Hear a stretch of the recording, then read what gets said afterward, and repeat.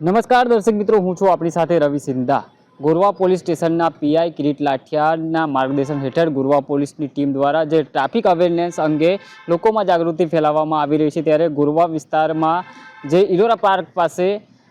મટકી ફોડ કાર્યક્રમમાં મોટી સંખ્યામાં જે યુવાનો ઉપસ્થિત રહ્યા હતા, તેઓને ટ્રાફિક અવેરનેસ જાગૃતિ માટે ટ્રાફિક અવેરનેસનું જે ટ્રાફિક નિયમોનું પાલન કરવા માટે શપથ લેવડાવવામાં આવ્યા હતા।